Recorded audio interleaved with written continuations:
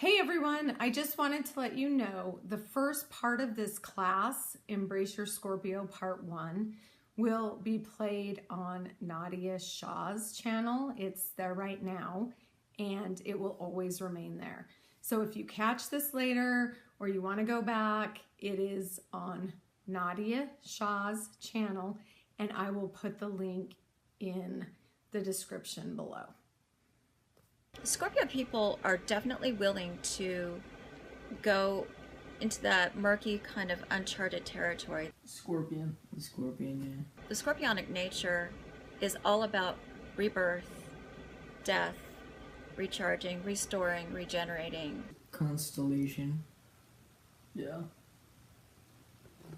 The more negative sides that people associate with Scorpio nature is That they are know-it-alls. Deceptive. The nymphomaniac, the person who's jealous and calculating. It's a matter of knowing how to address those things if they should come up.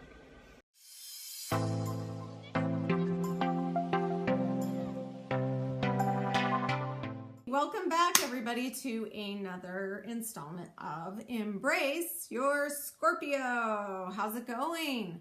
Last time we talked about control versus trust, and you were supposed to kind of take a little measure of how much you allow yourself to control versus how much you trust the process and things. The other thing I asked you to begin thinking about some of these emotions and feelings that are a little bit more difficult or uglier as society wants to look at them as, how they can actually be the beginning of taking good action in our life, action that will help us. Those are the couple of things I wanted you to start pondering, taking notes on, just kind of looking at, not judging yourself, but witnessing what's going on inside of you and where you're at in that process.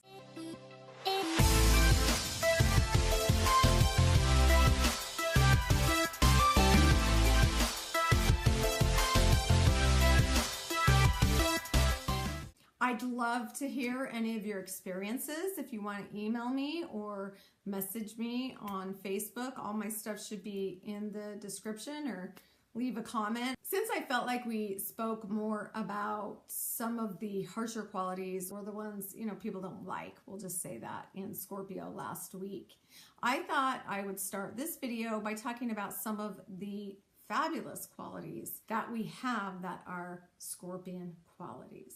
There is a lot of power and ability in this sign. One thing it stands for quite strongly is loyalty. Now, you have to gain that loyalty. We all know that there are people who have messed with us in the past, so we don't give that trust or loyalty out as easily. But as soon as someone gains that, this part of us will stay loyal, especially if it's a dominant energy in you. Scorpions are loyal and they will have your back. This sign also represents taking lead and turning it into gold, because they're able to take some of those qualities, that anger, frustration, and use it to turn it into good. And we kind of went through that last week, but that's a great quality they have, some of those harder things, and turn it into something bright and fabulous. They're really good at that. This is the part of you that is honest. Sometimes we don't like how honest it is because it's generally blunt. Sometimes we ask people questions that we really don't want to know the answer to. They give you the true answer. They'll tell you. They are honest. Some people say to a fault. I don't find it to a fault. I actually respect the quality. I think it's great to be honest. And if I really want to know something, I go ask someone who I know has dominant Scorpion energy. This sign is a sign that can manifest like no other. It knows how to get stuff done. You know that we have a lot of these books out there and a lot of these philosophies that all we have to do is say mantras in the mirror and say I am, and put up these vision boards, which all serve their purpose. At the same time, we have to have that drive, that motivation, that perseverance, that get up and go, that push, that intensity that this Scorpio sign encompasses. The vision boards and all that, they're great. They serve their purpose because they keep it in mind. It's right there. You remember what it is you're wanting. And then you have to bring all those other qualities to it to actually get it. That is a great talent people with dominant Scorpio energy have, and that you have as you bring it together. Some of the archetypes, meaning characteristics of people that this sign has: a psychiatrist, psychologist, therapist, detective, surgeon, alchemist, healer, guide. And the reason they're good at these things is this knowing that there's not only one side to a story. There are many, multiple angles of how we actually got to this point. Scorpio is a water sign in astrology. And what water signs symbolize in astrology are emotions. It's how we deal with our emotions, how we help other people with their emotions. And when I say water signs in astrology, I'm talking about Cancer, Scorpio, and Pisces. Those are the 3 water signs. Scorpio is also a fixed sign. So what that means in astrology is that it doesn't want to change a whole lot. Once it figures something out, it wants to dig in and stay there. Water signs are extremely psychic and intuitive. Now, what does that mean? They can feel feelings around them. And intuition is just being guided, some action to take. What should I do? That person's feeling sad. What should I do with that? Or I'm feeling sad. What can I do with that? I said they all have their specialty, right? So Scorpio's specialty is feeling what's going on in the shadow or the subconscious. Those feelings that we're not really wanting to look at or feel. And that's why we've been talking about that a lot. Literally, they're sitting right here. They're right here in your shadow. You take your shadow with you everywhere. Sometimes you can't see it. Sometimes you can't understand what it's doing. So it starts knocking on your conscience.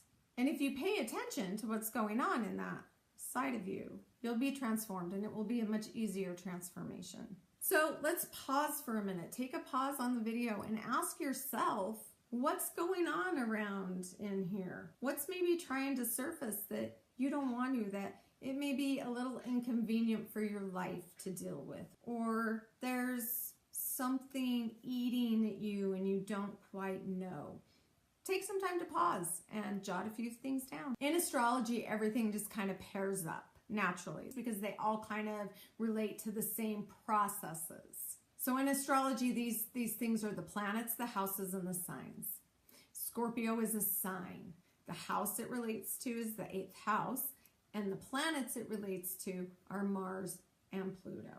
Mars is about taking action, getting that drive, determination, fight or flight. Let's go for it. I need to survive. Pluto is about transformation, slow. It takes a long time. It's really far out there in the sky if you think about where Pluto is. So it's going to be a slower process to transform. It's for the better, but how many times do we really think that while we're going through it? We've all heard and we've all had experiences where we were able to look back and go, wow, that was really for the betterment of myself, but man, it was tough going through, and I didn't even realize what I was going through. Well, why? Because it's sitting right there. That's why. If we become more willing to look at what's sitting right here, we'll understand it faster, maybe have a simpler process, maybe not. There's just some things that go down in life that not simple. So if I had to put a sentence together, Scorpio is simply about subconscious, uncomfortable feelings slowly coming to your conscience that you are being asked to take action on to transform in your life. This looks like a room full of people who are disagreeing or fighting, and a child walks in. Now, everyone stopped talking because they heard the child coming. The child still walks in and halts. They can feel it. They can feel that in here there is something going on that hasn't been pleasant. Everyone's ignoring it. It's sitting right here, but they can still feel it. So what do? They backpedal out, they smile and run, whatever. Another example of this is you walking into a room or a situation and just feeling something's off. You don't feel good. You just want to get out of there. Or you ask, what's wrong? What's going on? Or you're in that same situation. You walk into a room, you feel these feelings, and you internalize it into, wow, they must not like me. They must have been talking about me. They must not like what I was saying. All of those are what I'm talking about. And that's what I want you to do this week. I just want you to become aware of when you start feeling these feelings and wondering maybe if they're coming from here. For me, I had to do a lot of this, even to do this video series. What was sitting right here for me was a lot of fear. My dream, the dream I dreamt of from when I was a young child, was to grow up, get married, and be a mom. I wanted to be a mom, and I wanted to travel. Well, this was not on my radar. However, life has brought me situations where I've had to work through a lot of this stuff. I've had to struggle with what's sitting over here and then take action and be brave and be seen. I haven't really wanted to be seen. Yet here I am doing a YouTube video.